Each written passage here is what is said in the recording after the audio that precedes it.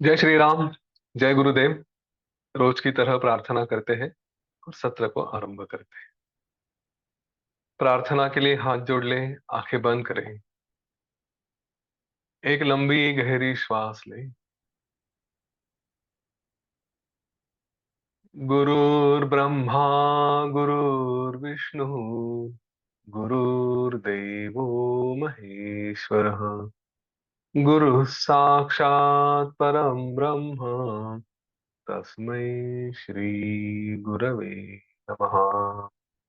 तस्मै श्री श्री गुरवे नमः। योग वासिष्ठ के इस उपशम प्रकरण में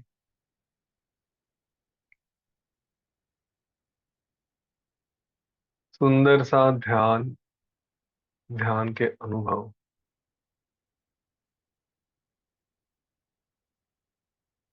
ये हमें उत्तम प्रकार से मिले, इसके लिए गुरुदेव से प्रार्थना करें वे हमारे साथ रहे। इन अनुभवों में कहीं भी बाधा न आए, ऐसी श्री गणेश जी की कृपा रहे, ऐसी भी प्रार्थना करें। हम इन ध्यान में कहीं फंसे नहीं, इन विचारों में कहीं फंसे नहीं।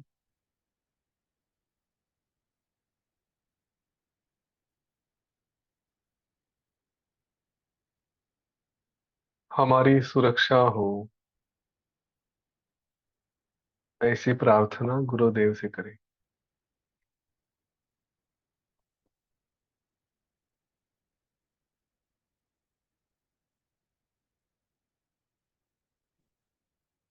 इस प्रार्थना के साथ धीरे धीरे अपनी आंखें खोल दें।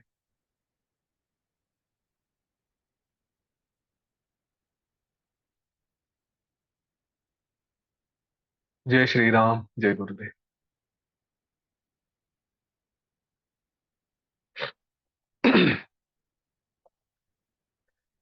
आज हम ये 66वां सत्र है, 66।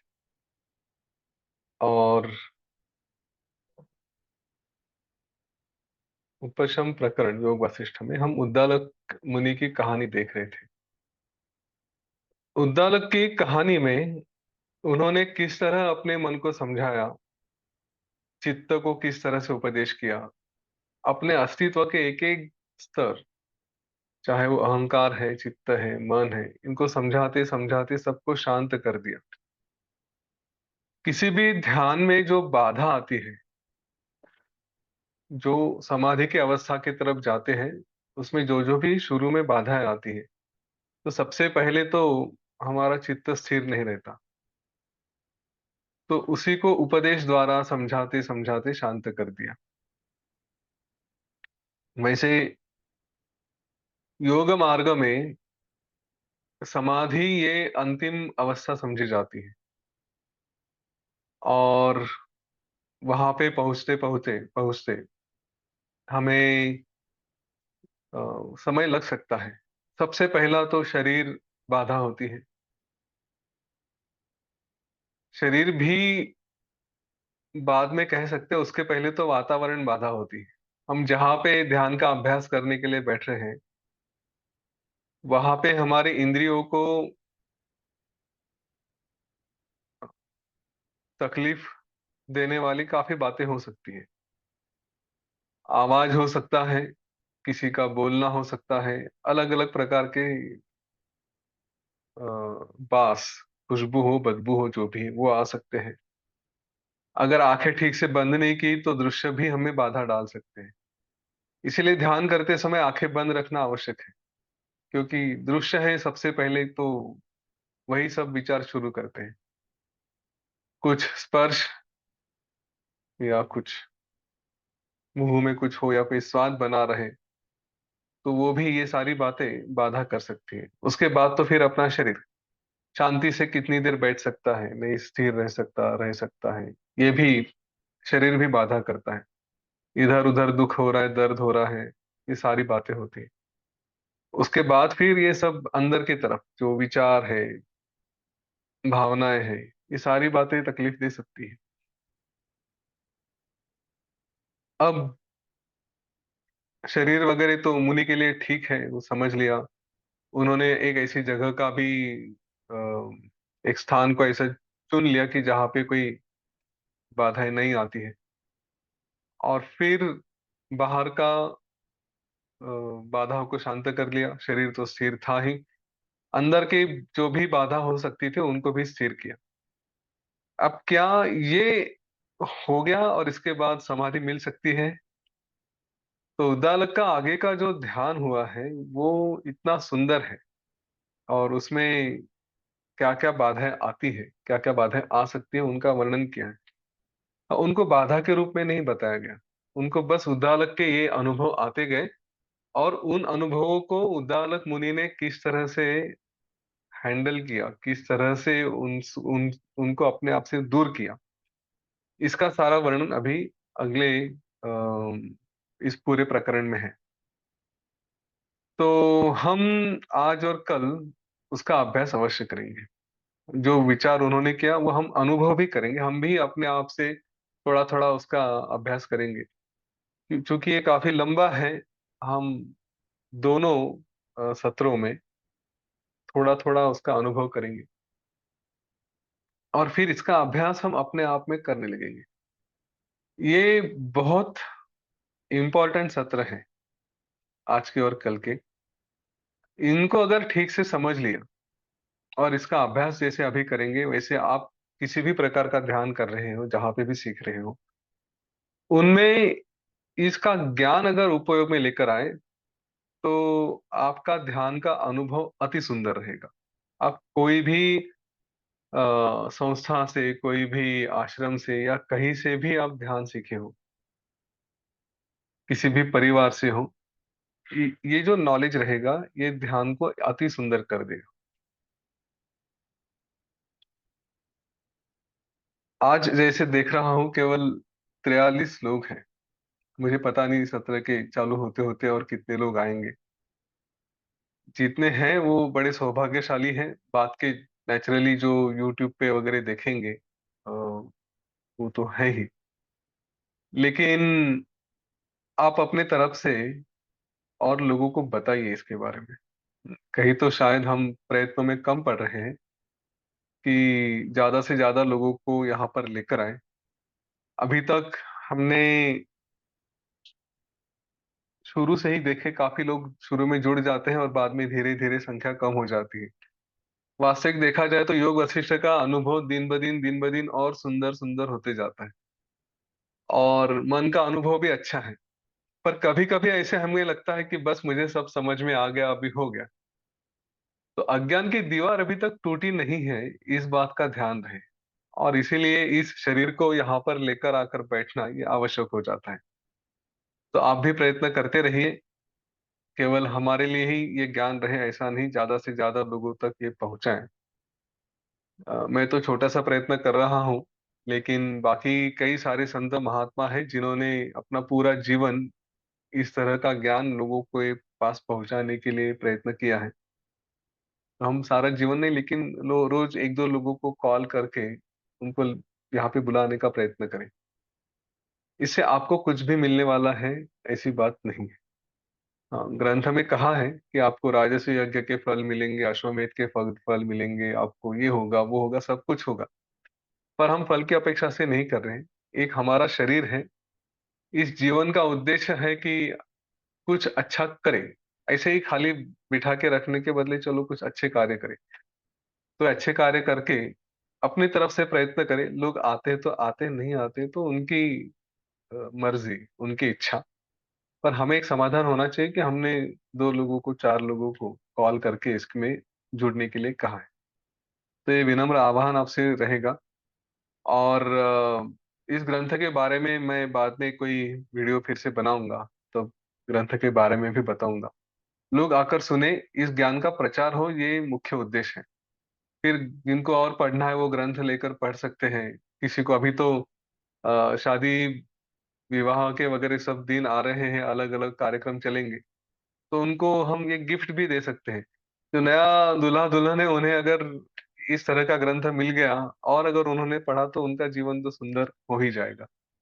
तो ये गिफ्ट करके भी दिया जा सकता है, उसका भी आप उपयोग कर सकते हो। तो जितना हो सके ज्ञान का प्रचार करें, प्रसार करें, उसकी तरफ ध्यान दें। इस आह्वान के साथ अभी हम उद्दालक मुनि के ध्यान के तरफ बढ़ते हैं।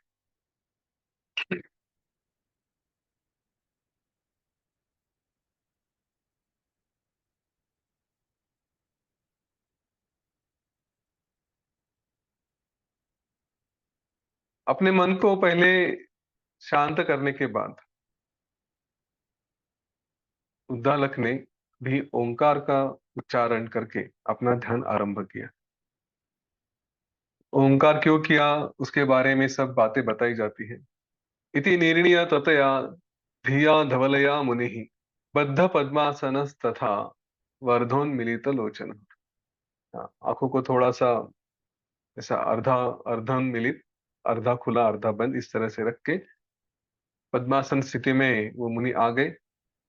ओम इत्ते तत् परम ब्रह्म निर्णीय स मुनिस्तथा ओंकारोच्चारितो येन तेना तम परमम पदम। तो ओंकार का उच्चारण करने के बाद परम पद मिलता है, ऐसा कहा गया है। ये सारा मैं विस्तार से फिर से बताऊंगा।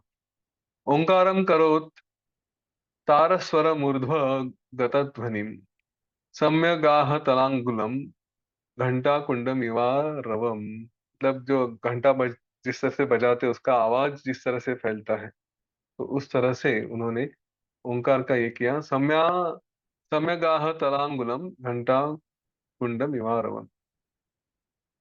ओम उच्चारय तस्य संवितत्वे तदुन्मुखे यावदोंकार मूर्धस्ते वितते विमलात्मनि। तो ओंकार किस तरह से किया, तो वो ओंकार का उच्चारण मूलाधार से लेके ब्रह्म रंध्र तक या फिर सहस्रार तक किया। इस तरह से वो उसका उच्चार उन्होंने किया। ये ओंकार की प्रैक्टिस भी हम आज करेंगे। और फिर उन्होंने समाधि में विश्राम कैसे लिया, तो उसका सारा वर्णन यहाँ पे है। तो यहाँ पे कुछ बातें कही गई हैं कि इस ओंकार के द्वारा उन्होंने अपने शरीर को जलाया, फिर शरीर से फिर से नया शरीर निर्माण किया, और फिर उसके बाद समाधि में बैठे वगैरह वगैरह। अभी हम तो इस तरह से बातें नहीं कर सकते कि शरीर को जलाए नया शरीर निर्माण करे वगैरह वगैरह। इसको हम थोड़ा अलग दृष्टि से देखेंगे। अच्छा, क्या ये होता है? तो हाँ, ये होता है कि शरीर गुरुदेव ने कहा था कि प्राणायाम और योग साधना से कभी कभी शरीर में इतनी उष्णता हो जाती है, ऐसा कुछ होता है कि ये बैठे बैठे शरीर एकदम से जलने लग जाता है। हाँ, तो ये संभव है। लेकिन उसके लिए बहुत एक्सट्रीम साधना और वो सब की बातें होती हैं। हमें उसकी आवश्यकता नहीं। हम साधारण मार्ग से जाके धीरे धीरे धीरे धीरे आगे बढ़ेंगे। एक समय ऐसा आएगा कि उसको फिर उस समय आपको ये सब सुनने की भी आवश्यकता नहीं रहेगी, आप अपने आप से उस मार्ग पे चले जाएंगे। पर वो पहुंचे कि नहीं पहुंचे तो अपने आप को बता ना करें अभी हम नहीं पहुंचे, थोड़ा जर्नी चालू है। हाँ, अपने आप को बहुत ज्ञानी, हम बहुत बड़े हठे योगी समझकर प्रयोग मत करना। ठीक है। तो अपना मन शुद्ध करके पद्मासन लगाकर और नेत्रों को, आंखों को आधा बंद करके वो मुनि बैठ गए। जिसने ओंकार का उच्चारण किया उसको परम पद अवश्य प्राप्त हो जाएगा, क्योंकि ओम यह अक्षर, यह परब्रह्म का मुख्य नाम और उसका प्रतीक है, ऐसा कहा जाता है। तो यह अक्षर ही, ओम यह अक्षर ही परब्रह्म है, ऐसा निश्चय उद्दालक मुनि ने किया। और फिर उन्होंने ओंकार का, कि जो अतिशय ऊंचे स्वर में उन्होंने उच्चार उच- लेकर गए, उस तरह से उन्होंने उसका उच्चारण किया। और फिर वो करते करते कब कब तक किया, कि जब तक वो मूलाधार से उठकर ब्रह्मरंध्र तक, हमारा ब्रह्मरंध्र यहाँ पे होता है, तब तक उसका ध्वनि पूरे सातों चक्रों में वहां तक शरीर को व्याप्त नहीं करती, ऑक्यूपाई नहीं करती, तब तक वो उनका उच्चारण चलता रहा। और फिर इसके बाद उन्होंने, ओंकार के तीन भाग हैं, अ उ म ऐसे कहते हैं, या उसी को हमने तीन भाग में प्राण के तीन भागों में भी किया है। प्राण के तीन भाग किए हैं, एक है रेचक, दूसरा है कुंभक और तीसरा है पूरक। अभी रेचक मतलब क्या? तो हम जैसे रेचक ये अ, विरेचन वगैरह जैसी क्रिया है कि जिसमें हम बाहर फेंकते हैं। ये हम बाद में निर्वाण प्रकरण में भी फिर से देखेंगे। लेकिन जब हम श्वास छोड़ते हैं तो श्वास हमारी बाहर की तरफ जा रही है, तो इसीलिए उसको रेचक कहते हैं कि ये शरीर से बाहर निकल रहा है। दूसरा है कुंभक। कुंभक मतलब जो कुंभ होता है, घड़ा होता है, मटका होता है, तो उसमें कुछ पकड़ के रखते हैं। तो श्वास को हम कहीं पे पकड़ के रखते हैं, उसको हम कुंभक कहते हैं। जैसे श्वास अंदर ली और हमने अंदर रोक के रखी, तो ये अंदर की तरफ कुंभक हो गया। या बाहर छोड़ी और बाहर की तरफ भी रोक के रखी, तो उसको बाह्य कुंभक, बाहर की तरफ का कुंभक ऐसे कहा जाता है। तो रेचक हो गया, पकड़ के रखना मतलब कुंभक हो गया। और पूरक, पूरक मतलब क्या? जो सप्लाई करता है, हाँ, जो पुराता है, जो देता है। तो अंदर की तरफ अगर हम श्वास लेते हैं और इस ये क्या हो रहा है, अंदर की तरफ श्वास आ रही है, तो इसको पूरक ऐसे कहते हैं। अभी पूरक और रेचक ये दोनों दृष्टि से देखा जा सकता है। जैसे मैं श्वास छोड़ रहा हूं, तो अंदर की तरफ से बाहर की तरफ जा रही है, इसलिए इसको रेचक कहते हैं। हाँ, कि अंदर से निकलकर बाहर जा रही है, इसलिए रेचक। लेकिन अगर बाहर में कुछ है, ठीक है, तो इस बाहर को कुछ दिया जा रहा है इसके, तो बाहर की दृष्टि से क्या है वो? पूरक है, क्योंकि बाहर को कुछ मिल रहा है। जैसे यूं समझिए, हमने ऐसे हमारी अंजुली पकड़ के रखी और हमने श्वास छोड़ी, तो अंदर की तरफ से हुआ रेचक, लेकिन यहाँ पे तो मिल रहा है, इसलिए इसकी तरफ से हो गया वो पूरक। ऐसे ही उल्टे अगर देखा जाए तो अंदर की तरफ आ रही है, इसलिए वो पूरक होगी, अंदर सप्लाई हो रही, मिल रही है।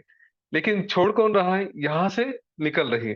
तो यहां से निकल रही है, इसलिए वो क्या हो जाती है? इसके लिए इसकी दृष्टि से रेचक हो जाती है। तो ये जो स्थान है, ये हमारे नाक से करीब 12 उंगली इस तरह से अगर लिया जाए, हाँ, 12 उंगली मतलब ऐसे नासिका से, तो ये करीब हमारी छाती के सामने सामने आता है। तो ये इस स्थान को द्वादशांगुल ऐसा स्थान कहा जाता है, 12 उंगलियों का अंतर नाक से लेके। तो ऐसा समझते हैं कि श्वास यहाँ से शुरू होती है, अंदर आती है, यहाँ से निकलकर फिर से यहीं पे उसका विलय होता है, या रुक जाती है। तो इस स्थान को बाहर की तरफ से हम अ, बाह्य कुंभक कहेंगे। अगर यहाँ पे रुकती है, अंदर रुकती है, तो अंतर कुंभक कहते हैं। इसी स्थान के लिए फिर पूरक और रेचक।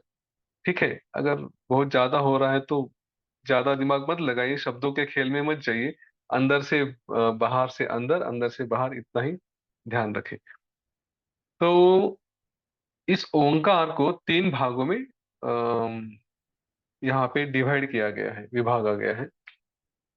तो पहला है रेचक। इसे ओम कहते हैं, तो ओम कहते हुए श्वास बाहर चली गई। हम्म। तो उसमें केवल अ का उच्चार आता है। जो है तीन मात्राएं, या ढाई मात्राएं ओंकार की कही गई। एक दूसरा अ, उ और आधा म। इस तरह से ढाई अक्षर ओंकार के कहे गए हैं। तो ये उ म में अम, के समय पूरा पूरक, ये किया, रेचक किया। उ के समय कुंभक किया। और म के समय पूरक किया। अब म के समय पूरक कैसे हो सकता है? म तो हम मुंह बंद करके कर रहे हैं। तो वो करने से पहले जो श्वास ली गई है, उसको उन्होंने पूरक कहा है। ये विषय जिस तरह से योग वासिष्ठ में स्पष्ट किया गया है, वो काफी कॉम्प्लेक्स है।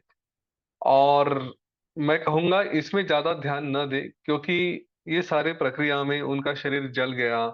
फिर जलने के बाद वो हड्डियां बच गई, उनका भस्म हो गया। भस्म होने के बाद उसके ऊपर किरणों से, अमृत किरणों से ऐसे कहते हैं कि वर्षा हो गई। और उन किरणों के वर्षा के कारण फिर से नया शरीर निर्माण हो गया। अच्छा, ये भस्म हुआ था वो भी इधर उधर फैल गया। तो इस तरह से उसको, शरीर को सुखाना, जलाना, उस भस्म जो बचा है उसको दूर करना, और उसके बाद उसको धोना, क्षालन करना, और उसके बाद फिर नए नए शरीर का निर्माण करना, ये सारी बातें ओंकार के द्वारा की गई, ऐसा यहाँ पे बताया गया है। मैं ये यहाँ पे एक्सप्लेन करूंगा, अर्थात स्पष्ट करूंगा, लेकिन हमें उसमें ज्यादा ध्यान नहीं देना है। केवल ग्रंथ की एक औपचारिकता है इसको समझना, इसलिए। ठीक है, जब हम प्रैक्टिस करेंगे तब देखेंगे। तो अर्धमात्रा सहित अकार उकार मकार, इस तरह के तीन अवयव वाले। हाँ, इसके पहले अकार का उच्चार जोर से किया तो उसका जो सब शरीर से प्राण पूरे मूलाधार से लेकर, हाँ, ओठ तक आ गए। तो ये जो रेचक हुआ, इसके कारण शरीर पूरे तरह से खाली हो गया, प्राण अभी शरीर में रहे नहीं। और इसलिए ये शरीर सब कुछ खाली होने के कारण वो शरीर सूख गया। उद्दालक होने के साथ ऐसा हुआ। उसके बाद वो, अच्छा, रेचक होने के बाद वो प्राण वायु कहाँ पे ठहरा? तो ये बाह्य का, बाहर का आकाश है, उधर जाकर ये श्वास रुक गया। फिर उन्होंने इस तरह से श्वास बाहर निकालने के बाद उसके कारण क्या हुआ? तो प्राण जैसे शरीर से बाहर निकलता है तो जो भी संघर्ष हुआ, उसके कारण हृदय में जो भी अग्नि जल उठी, उस अग्नि से, उस आग से उन्होंने अपने शरीर को जला दिया। अब प्रणव का मतलब ओंकार का पहला भाग, कि जिससे यह शरीर जल गया, ये हठ योग से हुआ क्या, या जबरदस्ती प्राणों को बाहर फेंकने के कारण हुआ क्या? तो नहीं। ऐसा अगर किया तो फिर मूर्छा मतलब बेहोशी आ सकती है, हाँ, मृत्यु हो सकती है, ये सब हो सकता है। इसलिए हठ योग से उन्होंने नहीं किया, ये केवल साधारण से पद्मासन में बैठ के ओंकार से उन्होंने किया था। मैंने इस आरंभ में ही बताया था कि इस तरह से जबरदस्ती अगर कुछ किया जाए तो शरीर जल सकता है, मतलब मृत्यु हो सकती है। फिर उसका जो परिणाम है वो विचार के परे है। उसके बाद उकार किया उन्होंने। तो उकार के समय उन्होंने उनकी जो ओंकार की स्थिति थी वो समस्थिति होने के कारण उनका कुंभक नाम का क्रम हुआ, मतलब कुंभक के अवस्था में वो गए। उस समय ये प्राण ना तो बाहर थे, ना भीतर थे, ना ऊपर थे, ना नीचे थे। हाँ, वह कहीं दिशा में भी नहीं थे। वह प्राण बंधे हुए जल की तरह थे। तो उकार जो उनका था वो कुंभक की जैसा था। और इस समय उनकी शरीर की हड्डियां, अभी शरीर जल गया लेकिन जो उकार था उसके कारण जो हड्डियां कपूर के जैसे चूर्ण हो गई, और पूरी तरह से यूं कहेंगे कि उसको रक्षा, जैसे भस्म के जैसे वो बन गई। और इस समय अम, जैसा वायु सबको भस्म को उड़ा देता है, उस तरह ही उनकी सारी हड्डियों का भस्म ये इधर उधर उड़ गया।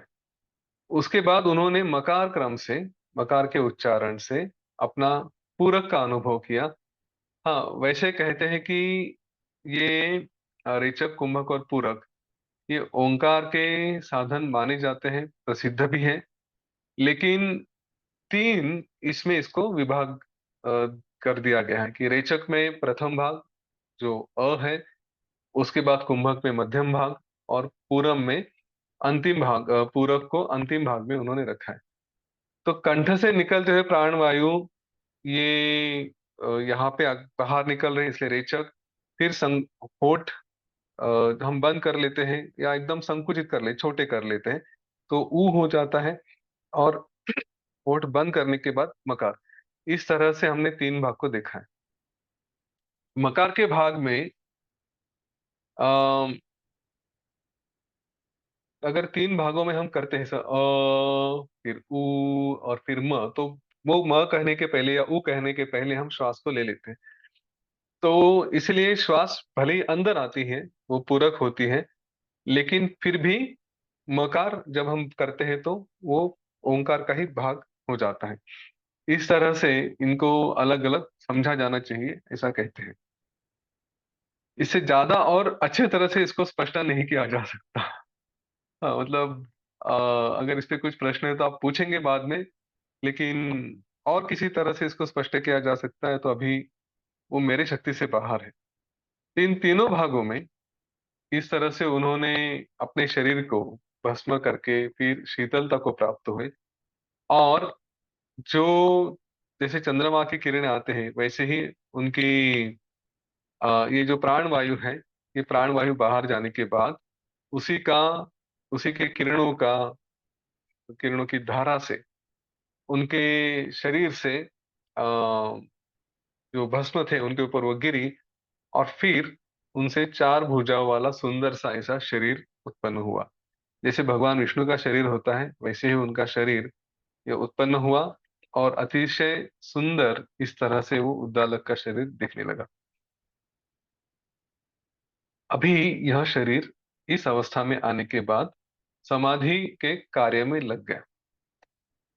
अब मैं फिर से बताऊंगा कि हमें इस बात की अपेक्षा नहीं करनी कि हमारा शरीर जलेगा और चार भुजाओं वाला विष्णु जैसा शरीर होके फिर हम समाधि में लग जाएंगे। जो शरीर है उसी में समाधि के अभ्यास के लिए पद्मासन कहा जाता है, लेकिन पद्मासन नहीं कर सकते तो भी सुखासन में, अर्ध पद्मासन में जैसे हम बैठ सकते हैं वैसे बैठें, और उस तरह से हम पद्मासन का अभ्यास, समाधि का अभ्यास कर सकते हैं। समाधि की अलग अलग अवस्थाएं और अलग अलग अनुभव वो भी यहाँ पे बताए गए, हम वो भी देखेंगे।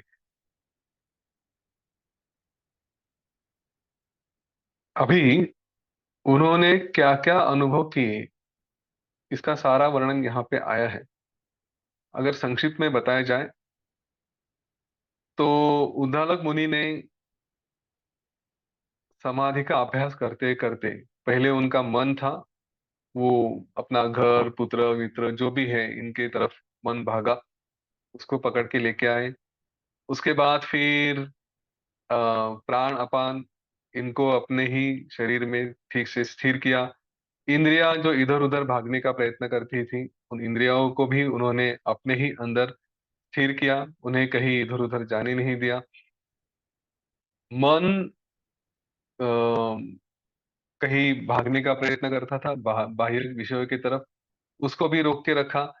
फिर अंदर भी विषय होते हैं उनको भी कहीं जाने नहीं दिया, उनको भी पकड़ के रखा। और उसके बाद फिर उन्होंने मूलाधार चक्र को अपने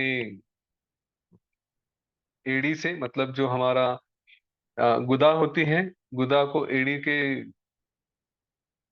तरफ से बांध के, और फिर मलद्वार के संकोच से उसको पकड़ के मूलाधार चक्र को बांध के, फिर उन्होंने अपने नौ द्वारों से निकलने वाले वायु को रोक दिया, मतलब हम कहेंगे बंध लगा दिया। तो बंध में हम जैसे तीन तरह के बंध होते हैं, है ना। मूलाधार चक्र पे होता है, उसके बाद फिर मणिपुर होता है, और फिर जालंधर बंध होता है। तो इन तीनों को हम जैसे कहते हैं कि उस बंध करके सारे द्वार बंद कर दिए। उसके बाद फिर रजोगुण तमोगुण इनको भी शांत कर दिया, उससे भी वो उन्होंने अपने आप को शांत किया। उसके बाद धारणा ध्यान समाधि प्रत्याहार इसका उपयोग करके, धारणा का उपयोग करके अपने आप को एकदम शांत अवस्था में, समाधि की अवस्था में लेके गए। और उसके बाद अगर चित्त में कुछ इधर उधर की विपरीत भावनाएं उठती हैं तो उनको भी उन्होंने दूर किया। तो इस तरह से उनके मन को जो भी कुछ आ रहा था वो सब विकल्प उन्होंने नष्ट कर दिए, एक एक को उन्होंने अपने तरफ से दूर कर दिया। और उसके बाद ध्यान में फिर उन्हें कहीं तो ऐसा सुंदर सा तेज का समूह दिखाई लगा जो सत्व गुण से था। तो उन्हें लगा कि अरे ये तो अच्छा हो सकता है, लेकिन उन्होंने उस भ्रम को भी नष्ट कर दिया। उसके बाद रजोगुण तेज, रजोगुण वगैरह के द्वारा ये जो भी तेज है उसको भी उन्होंने नष्ट कर दिया। फिर कभी तो ये मन निद्रा में चला गया, तो निद्रा से मतलब गहरी नींद से ऐसा लगा कि हाँ रे गहरी नींद में जा रहे हैं, उससे भी उन्होंने उसको छिन्न भिन्न कर दिया। फिर कहीं तो ऐसे ही चमचमाहट जैसी दिखने लगी, आकाश दिखने लगा, तो उसको भी ये मेरा स्वरूप नहीं है, इस तरह से उन्हें उसको दूर कर दिया। फिर उन्होंने, जैसे शराबी को कुछ अलग अलग भ्रम होते हैं तो उस तरह के भ्रम आने लगे, उस भ्रम को भी उन्होंने नष्ट कर दिया, उसको अपने मन से हटा दिया। तो इस तरह से तेज अंधकार निद्रा मोह ये सब से अपना मन शांत करके निर्विकल्प समाधि के में वो थोड़ी देर के लिए शांत हो गए। और इस तरह शांत होने के बाद मन फिर से भागने का प्रयत्न करने लगा। फिर कहीं तो सोने का जैसा अनुभव आता है, सोना है ना गोल्ड, हाँ उसके जैसा कुछ अनुभव आने लगा। या फिर कहीं मन में ही कुछ रस आस्वाद वगैरह सब अलग अलग बातों का अनुभव आने लगा, तो उनको भी उन्होंने अपने आप से दूर करके शांत कर दिया। तो ऐसे कई सारे अनुभव हैं, और ये सब आते आते फिर वो शांत चित्त को प्राप्त होते हैं। पर बीच बीच में फिर से उन्हें कुछ ना कुछ अनुभव आते गए, उससे उन्होंने अपने आप को बचाया। तो आज हम इस हद तक का थोड़ा अभ्यास करते हैं, ध्यान का अभ्यास करेंगे। इसका उपाय बहुत पहले ही बताया गया था। ध्यान यानी थोड़ा सावध होके करना है। हाँ, सोना नहीं है। अगर ऐसा लगता है कि बस मैं बहुत गहरी नींद में चला गया था, मुझे बहुत अच्छा लगा, और फिर बताएंगे कि हाँ ध्यान बहुत अच्छा हुआ, तो समझ लेना कि अच्छा नहीं हुआ। आपको जागृत भी रहना है, और जागृत रहते रहते हमें, जागृत में हम जहां जहां फंसते हैं ना, उसमें नहीं फंसना है। तो जो भी अनुभव आने लगेगा, वो मैं नहीं हूं, ये मेरा स्वरूप भी नहीं है, और मैं इस अनुभव की अपेक्षा नहीं कर रहा हूं। हाँ, ये सबसे बड़ी बात है। तो आप किस अनुभव की अपेक्षा कर रहे हो? तो आप जो भी अनुभव मिल रहा है उसकी अपेक्षा नहीं करना है, इतना ही अपने आप को सूचना देनी। ठीक है? क्या सूचना देंगे? जो भी अनुभव मिल रहे हैं, मुझे इसकी अपेक्षा नहीं थी। ठीक है, और कुछ होगा तो जो भी होगा इसकी भी अपेक्षा नहीं थी, ऐसा बताते बताते बस नेति नेति, न इति न इति, इस मार्ग से हम आगे बढ़ेंगे।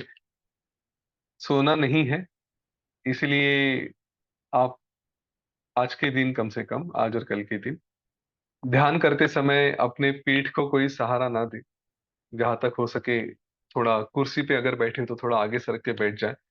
और ध्यान करते समय कम से कम इस बात का ध्यान रहे कि अपनी गर्दन ये सीधी रहे, ऊपर की तरफ रहे, ऐसे नीचे ना झुकने दे। एक बार ऐसे हो गए तो आप सो गए। प्राण की शक्ति है अपने सर से लेके, ब्रह्मरंध्र से लेके मूलाधार तक सीधी जाए। तो अगर गर्दन ऐसी हो गई तो फिर दो चक्र तो आपके नीचे की तरफ आ गए, है ना, सहस्त्रार और आपका आज्ञा चक्र। तो सीधा रखें, और देखते हैं अनुभव कैसे होता है। आपका अनुभव बाद में अवश्य शेयर करिएगा। ठीक है? चलिए, आंखें बंद कर लेते हैं।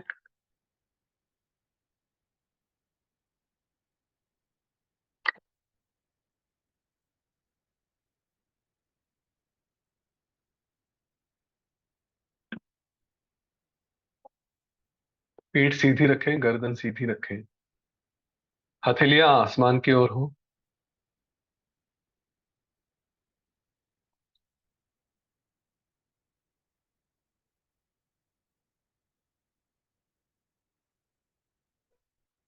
शांत स्वस्थ बैठ जाए।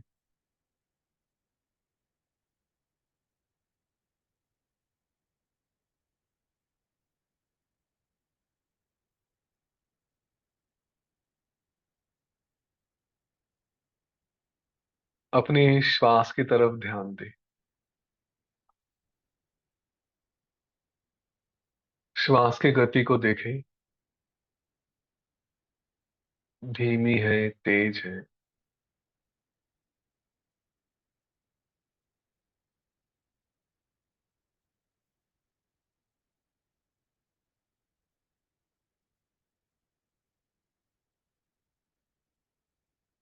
जैसे भी श्वास की गति है, केवल देखें।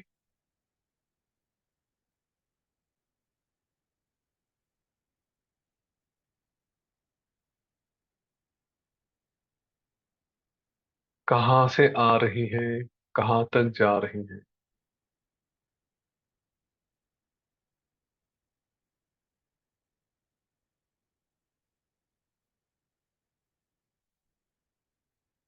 केवल देखते रहें।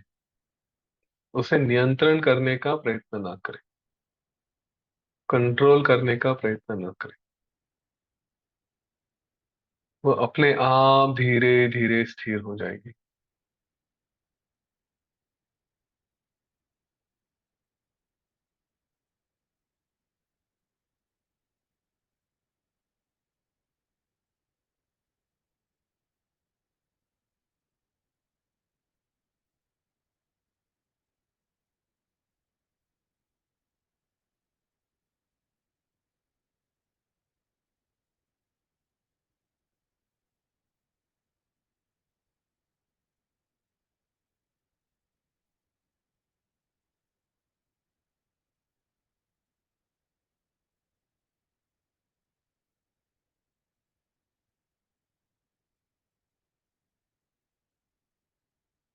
श्वास के ऊपर ध्यान रखें।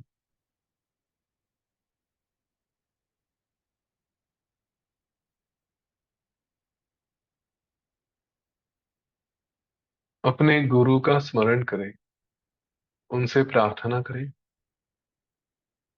वे सदा हमारे साथ रहें, हमारी रक्षा करें।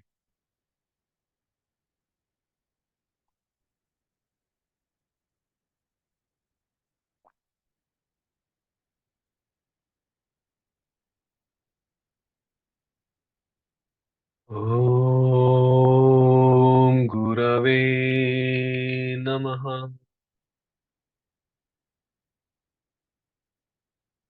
ओम गुरवे नमः।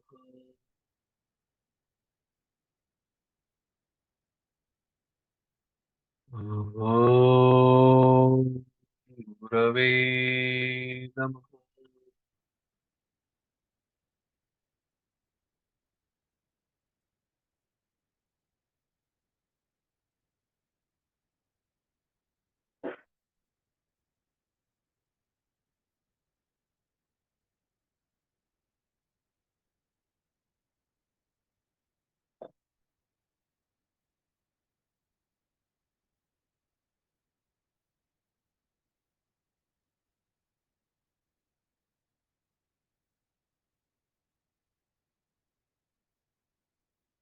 हम 3 बार ओंकार का उच्चारण करेंगे।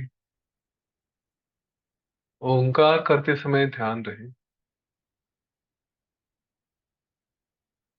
ओंकार मूलाधार से शुरू होगा और सहस्रार तक, सर के माथे तक, पूरे शरीर में उसके स्पंदन, उसके वाइब्रेशन निर्माण करें।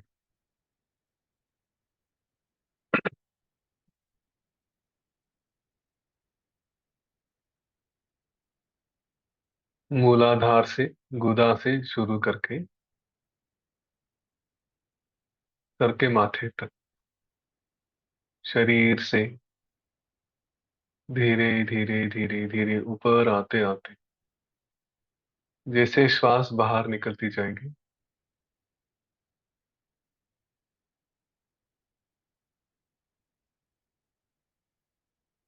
ओंकार नीचे से ऊपर तक आएगा।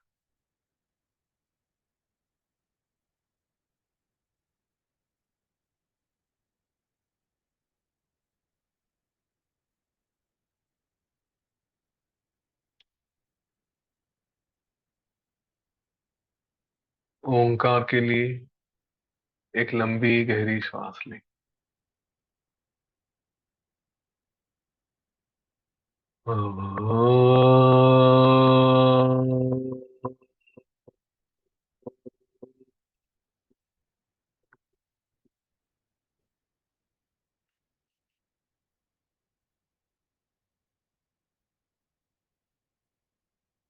फिर से एक बार लंबी गहरी श्वास लें।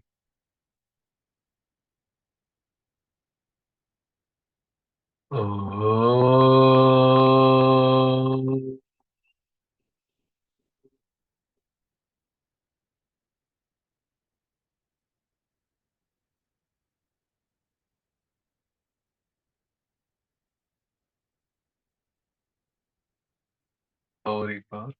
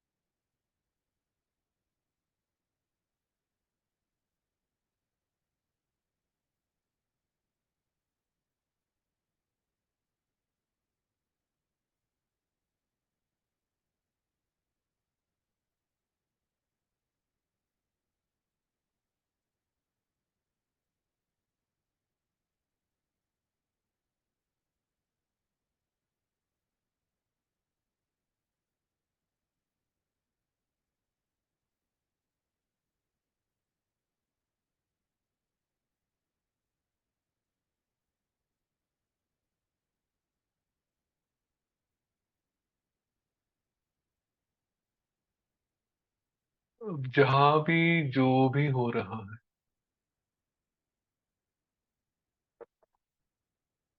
बस होने दे।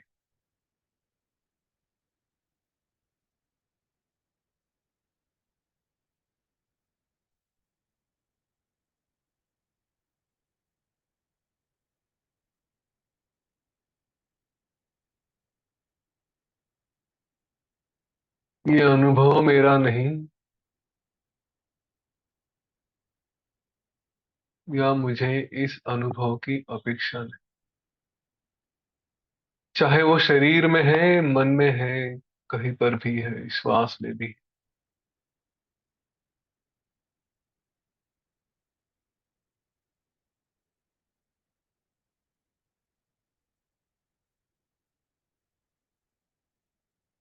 कितना भी विचित्र अनुभव हो, अच्छा हो, जैसा भी है,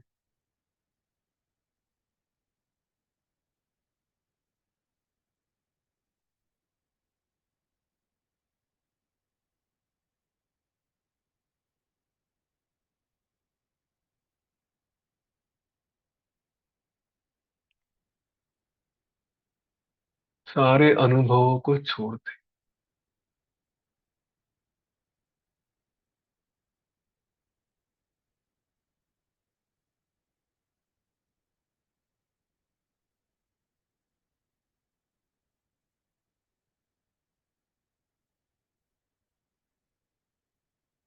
विचार भी अनुभव ही है,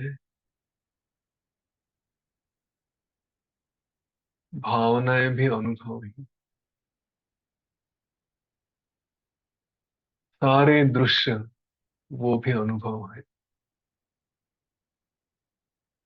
सारी आवाजें, गंध, स्मेल, स्पर्श, सब कुछ अनुभव है। सब कुछ छोड़े।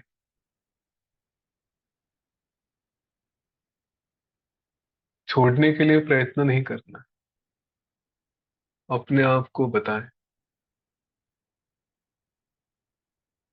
ये ठीक है,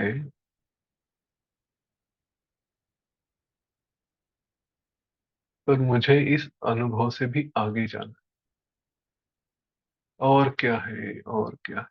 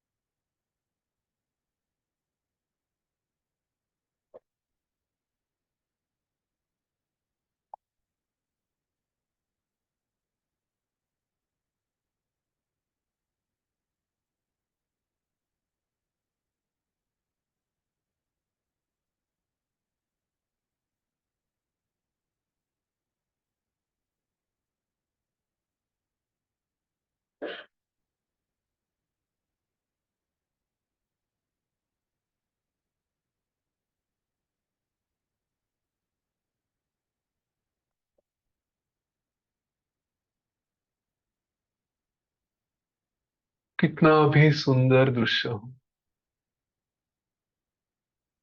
साक्षात ईश्वर भी आए तो भी बताए,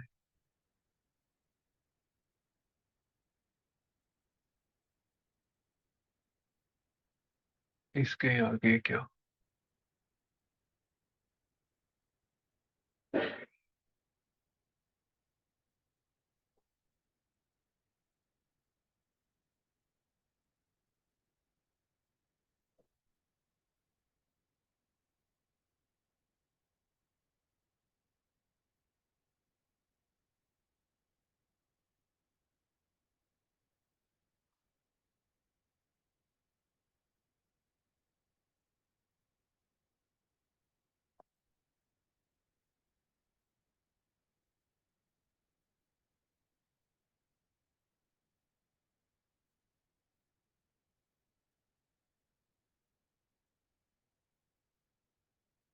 कहीं पर भी रुके नहीं,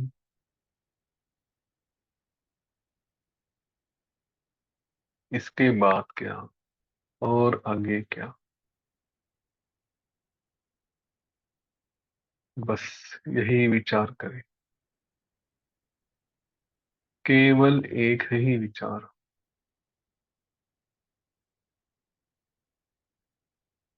इसके बाद क्या?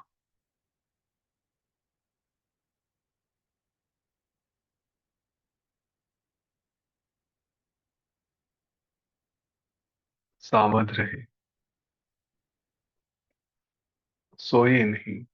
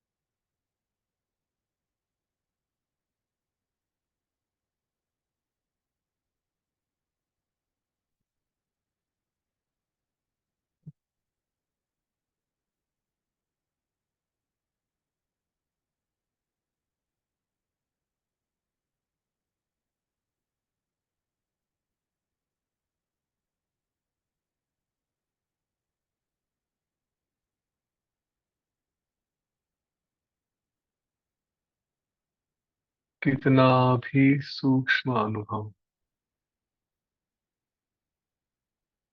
वही छोड़ दे,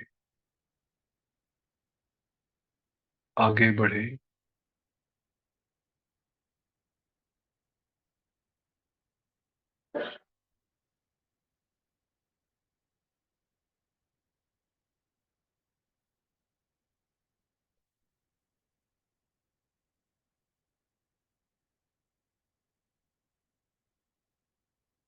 कोई भी मिले तो भी आगे बढ़े, कुछ भी दिखा तो भी आगे बढ़े।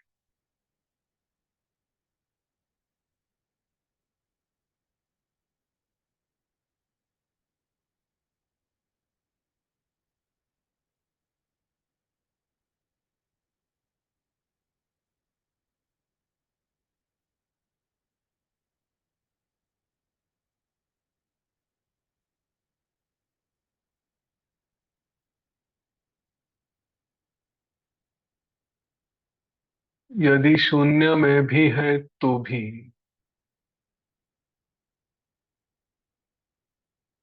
जो अनुभव नहीं है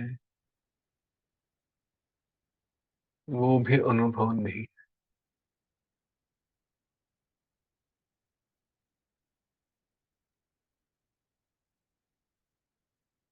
कुछ नहीं है तो भी,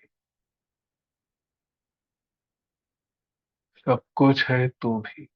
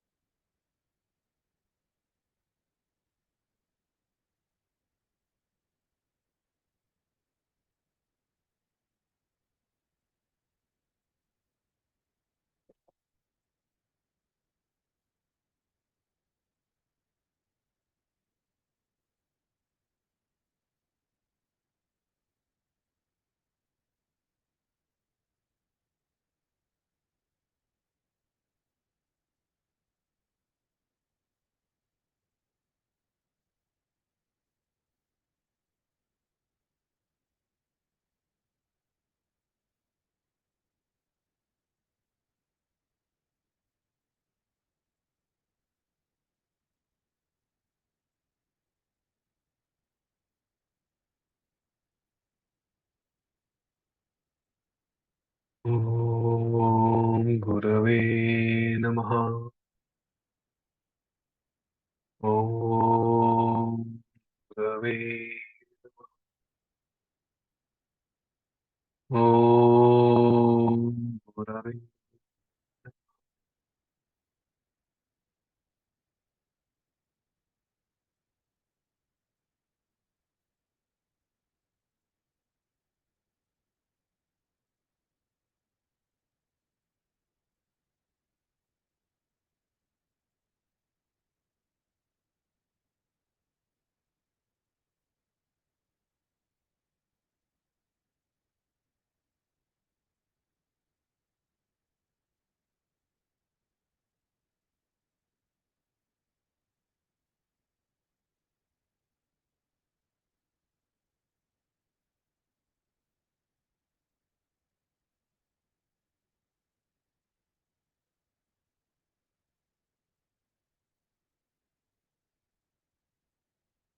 ओम शांति।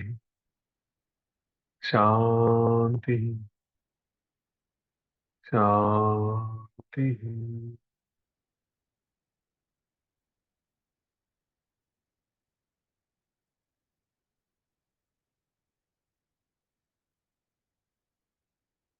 अपनी श्वास की तरफ ध्यान ले आए।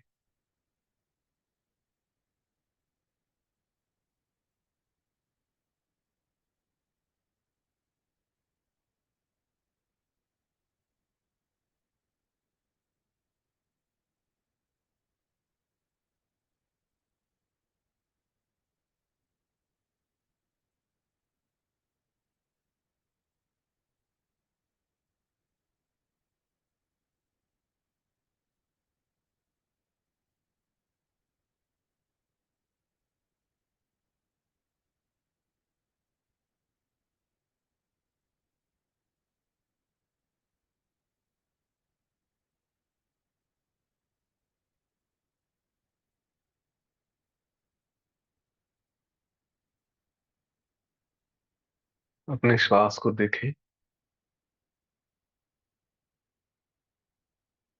उसके गति को, स्पीड को देखें।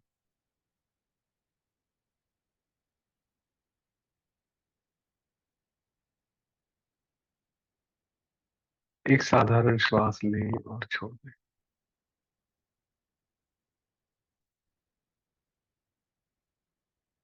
एक लंबी गहरी श्वास लें और छोड़ दें।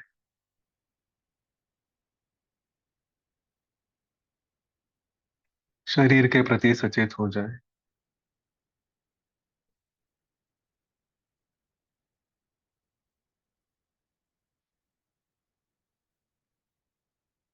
वातावरण के प्रति सचेत हो जाए।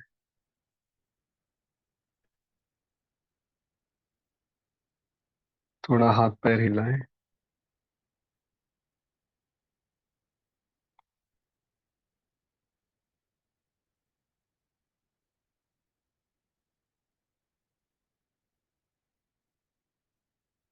और जब भी मन करे, धीरे धीरे आंखें खोल दें। धीरे धीरे खोलें। अगर आपको ऐसे बैठे रहना है, आप ऐसे बैठे रह सकते हो।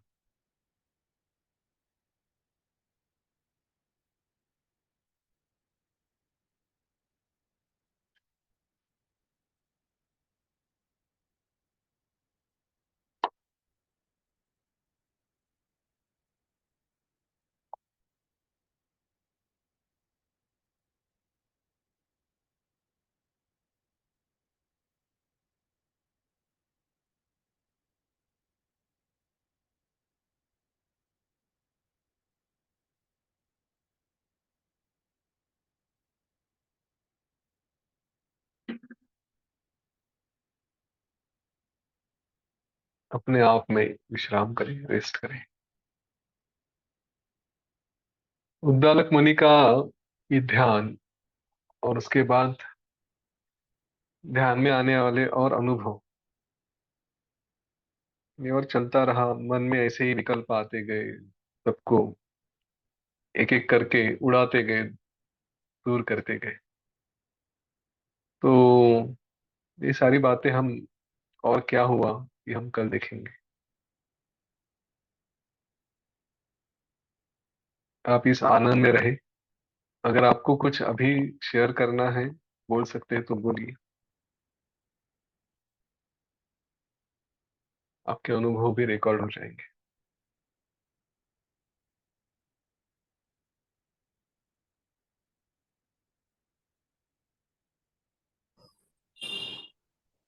पहली बार मन में कुछ विचार आया नहीं।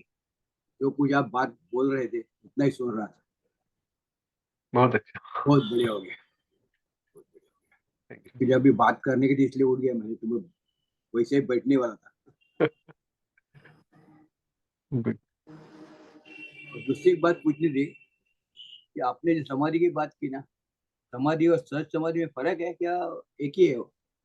कि सहज समाधि जीते हैं? में समाधि में भी अलग अलग स्तर है। निर्विकल्प समाधि, ये सवबीज समाधि, निर्बीज समाधि, ऐसे काफी होते जाते हैं। एओएल वाले अभी हमको ये सिखा रहे हैं ना सहज समाधि। समाज समाज। तो उसी में वो जस्ट एक समाधि का एक स्तर होता है, उसमें फिर पहले सभी समाधि है। हाँ, उसके बाद मतलब सविकल्प समाधि, फिर निर्विकल्प समाधि, ऐसे अलग अलग स्तर होते जाते हैं। तो मुझे समाधि लेनी है, ये एक स्तर हो गया। फिर उसके बाद कोई रहता ही नहीं, कोई विकल्प नहीं रहता, फिर कोई बीज नहीं रहता, वो निर्बीज समाधि है ऐसे तो। फिर हमारा बीच चालू है। हम, हाँ, उसमें हम ज्यादा नहीं जाएंगे। खाली हो गए इतना भी बहुत है। देख दुनिया में कितने लोगों को ये एक्सपीरियंस होता है बताइए, है ना? हम्म। तो इतना भी अनुभव कर लिया बहुत हो गया। देखिए, ये हम इस मार्ग पे आगे बढ़ते बढ़ते एक अवस्था ऐसी आती है कि जिसमें आपको किसी और की आवश्यकता नहीं होती। वो जैसे सैटेलाइट लॉन्च करते हैं ना, उसको बस यहाँ से एक ऑर्बिट तक लेकर जाने के लिए रॉकेट की जरूरत होती है। उधर उसको छोड़ दिया तो अपने आप घूमते रहता है, फिर उसको किसी की आवश्यकता नहीं। तो गुरु, ये ज्ञान, ये सब हमको उस अवस्था तक लेकर जाते हैं, उसके बाद फिर हम अपना अनुभव खुद लेते हैं। ठीक है। और एक है, हाँ ये शोभा जी, सॉरी। आपने जो कहा ना, इनको बुलाओ उनको बुलाओ, सब अपने अपनी मस्ती में धुंध रहते हैं। इसको कुछ सुनने का नहीं है, कुछ करना नहीं। मैंने आज 10-15 लोग फोन किया है, और मेरा सब ग्रुप में डाल के हर रोज 2-4 में डालते रहता हूँ, लेकिन किसका रिस्पॉन्स नहीं। अभी भी मैं इसमें, अभी आपने जो बोला ना, मैं 2-4 लोग को भेजे, अभी आए कि नहीं पता नहीं, ज्वाइन किए। आएंगे। ऐसे है जो अपने अपनी मस्ती में, हमारा अच्छा चल रहा है, चल रहा है, वो हिसाब से बैठे रहते हैं। हाँ, हमको बस टच करना है, वो बीज डालना है। कभी तो लगता है कि अरे कुछ करे तो आएगा, उसके ऊपर बहुत सुंदर कहानी है, बाद एक में हम देखेंगे। एक फ्रेंड ने मेरे को पूछा परसों, मैंने उसको लिंक भेजी, उसने मेरे को बोला कि एक लिंक मेरे को भेज दो। मैं मेरे भाई ऐसे ऐसा कर रहा हूँ, लिंक। बाद में उसने कुछ किया नहीं, वो देखा और बस बैठ गया। उसने कुछ करेगा। पूछा तो बाद में बैठ गया। कभी ना कभी करेंगे। ठीक है शोभा जी। जय गुरुदेव। जय गुरु। अ, बहुत ही अच्छा अनुभव आया, मेरे को बहुत अच्छा लगा समाधि में आज। बहुत ही मतलब एकदम शांत और इतना अच्छा लग रहा है अब। बस मेरे को न्यूरोलॉजिकल अनुभव जरा ज्यादा हुए हैं। खैर, यहाँ के अब रात के 2:30 बज रहे हैं, तो नींद का तो एक थोड़ा, पर बिल्कुल नींद नहीं आई। मैंने तो उड़ा दी नींद, नेती नेती बिल्कुल करती गई कि नहीं जागृति रहना है करके। और स्ट्रेट रहने के लिए थोड़ा सैटिका का प्रॉब्लम अभी है ही, तो ऐसा लग रहा था कि थोड़ी सी मैं पेन दर्द हो रहा था जरा कमर में और गर्दन में भी, कि थोड़ा झुकाऊं, पर नहीं, मैं स्ट्रेट ही रखूंगी, बिल्कुल नहीं झुकाऊंगी करके मतलब मन इकट्ठा करा। और थोड़ा झुनझुनियां मेरे पैर में आ गई थी। ये 2-3 प्रकार के मेरे को अनुभव आज, अनुभव मतलब मैंने ये किए हैं, पर मैं उनको निग्लेक्ट करती गई, छोड़ती गई, एम्प्टी करती गई, और मेरे को कुछ पता भी नहीं लगा फिर। हाँ। मतलब बहुत ही अच्छा लगा, मतलब धन्यवाद, गुड। बहुत गुड। अच्छा लगा। और मेरे को लगता है कि मैं प्रैक्टिस से ये बुढ़ापे को भी पार कर जाऊंगी, मैं बिल्कुल रुक सकती हूँ, ऐसा लगने लगा। तो है। धन्य- तो हाँ, है। नहीं तो रोज ऐसा थोड़ा सा झुकने का ये वगैरह, पर नहीं, बिल्कुल नहीं, स्ट्रेट स्पाइन रखना ही है। गुड, क्या बात है। बहुत अच्छा अनुभव आया है ये। Thank you. और तो गुड। छोड़ती गई मतलब मैं उनको, तो अच्छा लगा। धन्यवाद। जी। जय गुरु। जय गुरुदेव। जय गुरुदेव भैया। हाँ राधा जी। वो मुझे पता ही नहीं था कि Om is from Muladhara to Sahasrara. वो मुझे बहुत अच्छा फीलिंग था भैया। और usually for me meditation no, वैसा बहुत अनुभव नहीं आते, कुछ दिखता नहीं, लेकिन I feel my body does not exist, only till there I can feel, beyond मुझे कुछ नहीं दिखता। सुंदर है बहुत। बॉडी डज नॉट एग्जिस्ट, ऐसे मेरे बहुत बार हुआ है। और वो, और एक है ना, ओम आपने रेचक कुंभक सब कहा। एक्चुअली ओम कहने से पहले सब टीचर्स बोलते हैं take a deep breath in and say Om. So AUM सारे के सारे एक्सलेशन है ना। हाँ। बट वो है, फिर भी लेकिन वो वही मैंने कहा कि ये टॉपिक थोड़ा कॉम्प्लेक्स है। हाँ, हम कॉम्प्लेक्स है। शुरू में कहेंगे तो उसमें रेचक हो जाता है। ओठ थोड़े कम कर दिए तो श्वास रोक के भी ऊ की आवाज हो सकती है। हाँ हाँ हाँ ऐसे है। हाँ। तो उसमें ज्यादा मत पड़िए, वो बहुत हाई लेवल की वो प्रैक्टिस तो है। बहुत सटल है वो। हाँ। और एक बार आपने पहले एक बार कहा था कि अगर आप जाप करते हैं तो ओम नमः शिवाय करते हैं तो एक ब्रीद इन और ब्रीद आउट। जी। मैं वो कर रही हूँ तब से, फिर भी वो ओम है ना, लाउडली नहीं कर सकते, वो साइलेंट होता है। वो हाँ नमः शिवाय एक्सलेशन होता है। हाँ, तो साइलेंटली करना है ना। अब मन ही हाँ। मन कहीं पे खड़े हैं, ट्रैवल कर रहे हैं, तो हम मन ही मन ओम कहेंगे, छोड़ते नमः शिवाय कहेंगे। मन ही मन हो सकता। और वो बहुत फायदा कर रहा है भैया। जब से कर रही हूँ मेरे ध्यान में it has made a difference. Good. वो बहुत। ऐसा होता है ना, फ्रॉम इनहेलेशन टू एक्सहेलेशन, ऐसा एक तरह का यज्ञ हो जाता है। जी प्राण अपान है ना, ऐसा है जी ना उसका जी जी मतलब। जी। वो कल एक सत्संग था, अ, हमने एक 100 दिन का चैलेंज लिया था। अच्छा। कुछ एक करना, मैंने ये लिया था भाई, ओम नमः शिवाय। और मैंने सबको बताया कि यतीन भैया ने ऐसे कहा है और बहुत फर्क पड़ता है ध्यान में। भैया इधर के लोगों को हिंदी उतनी समझ नहीं आती भैया, हाँ, इसीलिए मैंने सत्संग में अनाउंस किया मैंने, और ये सब कहा कि ओम नमः शिवाय ऐसे किया तो यज्ञ बन जाता है, ऐसे सब कुछ कहा। लिंक पूछा है बड़े लोगों ने। दे दीजिए। थोड़ा बहुत समझ में आ जाएगा। हाँ। थैंक ठीक। यू भैया, थैंक यू, थैंक जय गुरु। यू।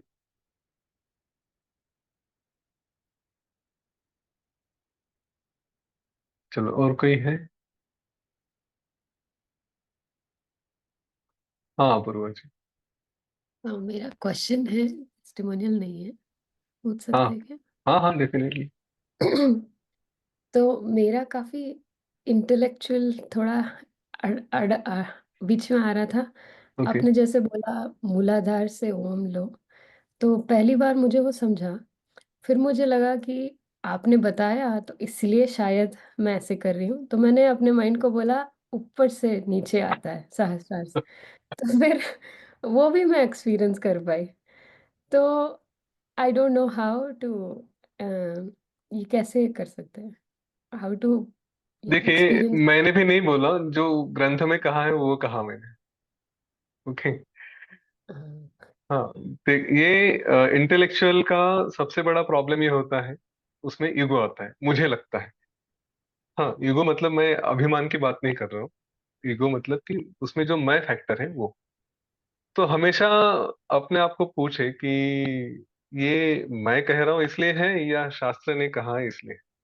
एक स्क्रिप्चर्स जो प्रमाण है ना, किसी बात का प्रूफ है, किसी पे विश्वास रखा जाए, तो उसके जो अलग अलग लेवल्स है। एक है कि किसी अच्छे स्क्रिप्चर में दिया है इसलिए। दूसरा है कि जो उसका एक्सपर्ट है उसने कहा इसलिए। लाइक आप डॉक्टर के पास गए और उसने कोई मेडिसिन लिख के दी, तो यू डोंट चैलेंज, है ना। डॉक्टर ने कहा है तो उसके ऊपर विश्वास रखेंगे। तो वैसे हम भी गुरुदेव ने कहा है तो कुछ तो बात है, इसलिए उसके उनके ऊपर विश्वास रखते हैं। या फिर योग वशिष्ठ जैसा ग्रंथ है, उसने कहा है इसलिए। आज छोटी सी बात थी, हमारे यहाँ एक माली कल आके गया, और पौधों को पानी डालने की बात मैं अपने पत्नी के साथ कर रहा था। तो ऐसे कितना पानी डालना चाहिए, तो उसने बोल के गया था ऐसा ऐसा है। और आज मैं बता रहा थी इतना पानी डालना है, तो वाइफ बोली कि नहीं, इतना नहीं, ज्यादा डालना है। तो तुरंत हम योग वासिष्ठ वाले ऐसे ही लोगों को सताते हैं। उन्होंने कहा नहीं नहीं, हम तो शास्त्र के अनुसार जाते हैं। वो गुरु वचन मतलब पेड़ों का गुरु माली है। उसने बोला इतना डालना है तो इतना ही डालना है, मैं अपना नहीं बता रहा हूँ, उसने बोला इतना, इसीलिए। तो आप वो अभी अनुभव करके देखिए कि उल्टा अगर किया तो क्या होता है। तो कोई भी फ्लो है ना एनर्जी का, ये नीचे से ऊपर की तरफ ज्यादा है। उसमें दो लेवल्स होते हैं, जैसे राधा जी बता रही थी। ओम का उच्चारण हम करेंगे तो अंदर की तरफ आ रहा है, वो हृदय तक आता है, यहाँ से नमः शिवाय बाहर तक आता है। लेकिन आप और भी कुछ ध्यान करेंगे तो उसमें नीचे से ऊपर की तरफ जाते हैं। जैसे मुझे पता नहीं आपके एडवांस कोर्सेज वगैरह ऐसा कुछ हुआ है, लेकिन चक्र ध्यान भी होता है, वो मूलाधार से करके हम एक एक ऊपर की तरफ लेके जाते हैं। इन सारे चक्रों का डिपेंडेंसी भी है। ये सब आगे के कोर्सेज में आर्ट ऑफ लिविंग में है, या कहीं और भी शायद होगे, मुझे पता नहीं। एक चक्रों का डिपेंडेंसी होता है, मूलाधार चक्र का अपना सिग्निफिकेंस है। उसमें जैसे हम जिस तरह से इमोशंस एक्टिवेट करते हैं, वो एक्टिवेट हो गई तो उसके ऊपर का चक्र है स्वादिष्ठान, वो एक्टिवेट होता है। उसके ऊपर के फिर जो मणिपुर चक्र है। तो ये एक एक चक्रों को एक्टिवेट करते करते ऊपर की तरफ आते हैं, ये एनर्जी बाहर की तरफ, इसलिए नीचे की तरफ से ऊपर की तरफ उसको बोला गया है। हम एनर्जी को नीचे नहीं वो लेकर जाते। ठीक है। तो being intellectual is good, but intellectual में थोड़ा और ऐड करिए उसको, कि instead of listening to me, let me listen to the doctor of that field. Okay. Thank you.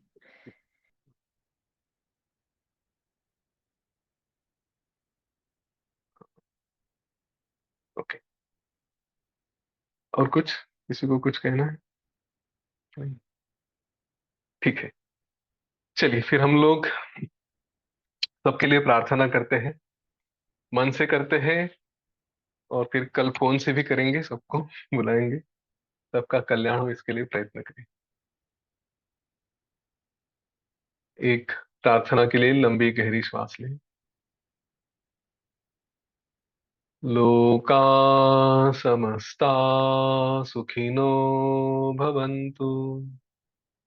लोका समस्ता सुखिनो भवन्तु। लोका समस्ता सुखिनो भवन्तु। ओम शांति शांति शांति। सकलमंगलं भवतु।